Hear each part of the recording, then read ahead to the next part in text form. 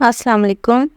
आज हम बात करेंगे डायबिटीज़ को रिवर्स या मैनेज कैसे कर सकते हैं, क्योंकि एक दफ़ा डायबिटीज़ हो जाए तो वो क्योरेबल नहीं है, लेकिन हम इसे डिफरेंट मेथड से मैनेज करके एक हेल्दी लाइफ गुजार सकते हैं। सबसे पहले बात करेंगे खुराक की कि हम कैसे अपनी खुराक को इस तरह से लें कि हमारा ब्लड ग्लूकोज राइज़ ना हो, क्योंकि डायबिटीज़ बेसिकली है क्या? यही तो है कि जो हम खाते हैं वो ग्लूकोज में कन्वर्ट हो जाता है और खून में ग्लूकोज की सतह बढ़ जाती है, जिससे हम डायबिटिक हो जाते हैं। सबसे पहला पॉइंट, सबसे पहले हम बात करेंगे डाइट की कि वो पेशेंट्स जिनको डायबिटीज़ हो गई है वो अपने डाइट में क्या ऐसा करें जिसकी वजह से उनको डायबिटीज़ की जो कंडीशन है उसको आप हेल्दी लाइफ की तरफ लेके जा सके। तो डायबिटिक पेशेंट सबसे पहले तो अपनी खुराक से कार्बोहाइड्रेट की मिकदार कम करेंगे और कार्बोहाइड्रेट की जगह प्रोटीन ऐड करेंगे। लेकिन इसमें भी इस बात का ख्याल रखें, जितनी कैलोरीज़ आपके वज़न को बरकरार रखने के लिए चाहिए उससे कम कैलोरी वाला खाना आप खाएंगे। इसे हम कैलोरी डेफिसिट बोलते हैं। इसके भी डिफरेंट मेथड्स हैं, लेकिन घर में एक आम आदमी के लिए जो आसान तरीका है वो प्लेट मेथड है, यानी कि पोर्शन कंट्रोल। वो भी अब मैं आपको बताती हूँ कि कैसे आप पोर्शन कंट्रोल कर सकते हैं। मिसाल के तौर पर अगर आपकी एक 8 इंच की प्लेट है तो इसमें इस प्लेट को हाफ आपने वेजिटेबल सैलेड से कवर कर लेना है, जैसे बंद गोभी होगी, खीरा, टमाटर या जो भी सीजनल वेजिटेबल्स जो हैं जो आप सैलेड के तौर पर इस्तेमाल कर सकते हैं, आप वो यूज़ करेंगे। ख़ास तौर पर सब्ज़ पत्तों वाली सब्जियां हैं ना, इनको आपने ज़रूर अपनी डाइट में शामिल करना है। अब हाफ हिस्सा प्लेट का जो है वो तो कवर हो गया जी सैलेड के साथ।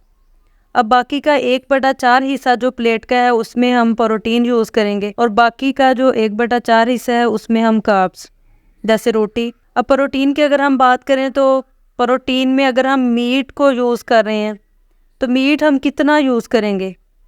मीट हम यूज़ करेंगे, आपका जो हाथ का पाम साइज़ है ना, तो इस इतना पाम साइज़ इतना पीस आपने लेना है, इससे ज़्यादा नहीं लेना। और कार्ब्स की अगर हम बात करें तो एक होल ग्रेन रोटी, मल्टीग्रेन आटा यूज़ करें तो वेल एंड गुड, वरना चक्की का आटा जो पिसा हुआ आटा है ना वो यूज़ करें।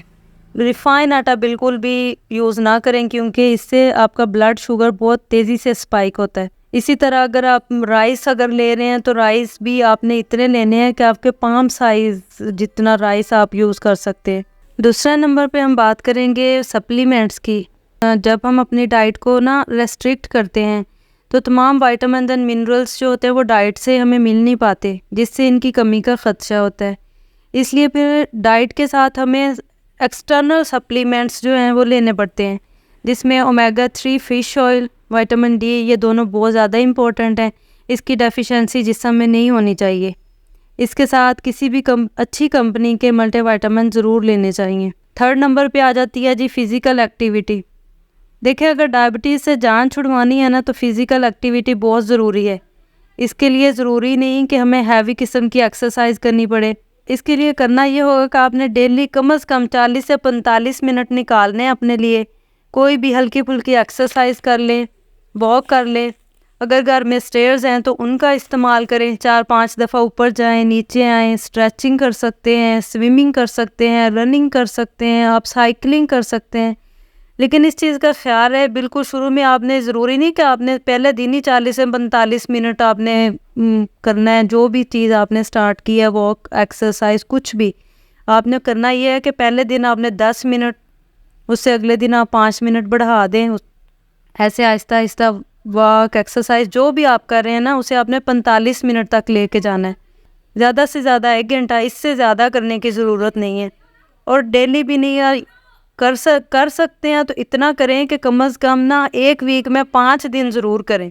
इस चीज़ से फ़र्क नहीं पड़ता कि आपको डायबिटीज़ टाइप 1 है या टाइप 2, आप टैबलेट्स ले रहे हैं, इंसुलिन पे हैं। अगर आप डाइट पे कंट्रोल कर लेंगे, साथ फिज़िकल एक्टिविटी पर तवज्जो देंगे ना, इन दोनों चीज़ों पर अगर आप कंसिस्टेंट होंगे तो इंशाल्लाह आप अपने डायबिटीज़ को रिवर्स करने में कामयाब हो जाएंगे और बाकी लोगों की तरह नॉर्मल ज़िंदगी गुजारेंगे।